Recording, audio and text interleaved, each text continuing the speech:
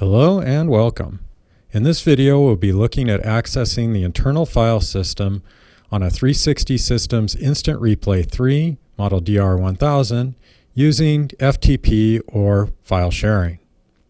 Some of this information assumes that the networking has already been set up and is functioning. If you require more information on network setup, please refer to our network setup tutorial or consult the operations manual. Once networking has been established, we need to allow external access.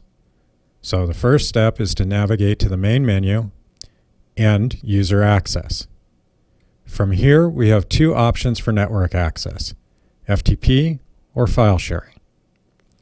Note that if your system is licensed for use with the Arc Remote software, you'll also find the settings for that here as well. To allow access from either of these, we first have to enter a username and password for the access we wish to allow. There are separate username and password fields for each, so you can enable them separately. Once the appropriate username and password is entered, click Apply and the system will show the passwords have been set or changed. Now that the passwords are set, we can turn on the functionality we want by flipping the specific switch to On.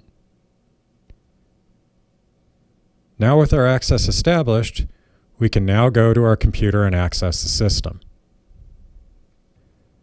For FTP, we need an FTP client such as FileZilla or FlashFXP, or even a DOS prompt would do.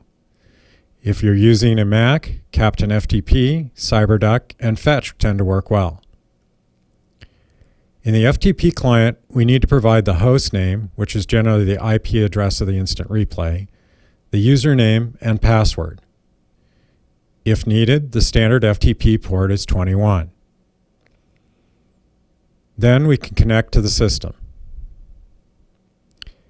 In the FTP client, we can see the files and folders on the system and transfer, delete, or move files around as we need. Alternatively, we can use the built-in file sharing capabilities. In this case, we can access the system through its path in a standard Windows file manager. The simplest way is to enter the path directly into the address bar. Enter 2 backslashes, followed by the IP address of the system. The folder share name of the system will then be presented. Double-clicking the folder will prompt for the username and password.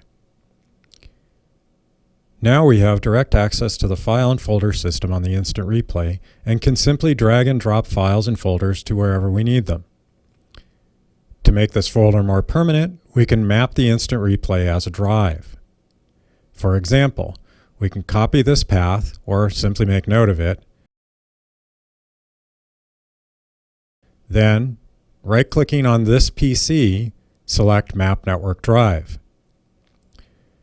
We then select a free drive letter to assign, enter or paste the path of our Instant Replay system, and select to reconnect at login. If we had not already entered our username and password previously, we would be prompted for it at this point. The folder now shows up as a Map Network Drive in the File Manager.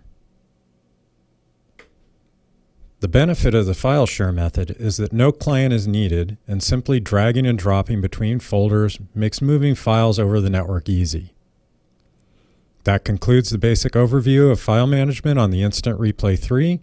Check out our other videos in this series for more information on specific system operations. Thanks for watching.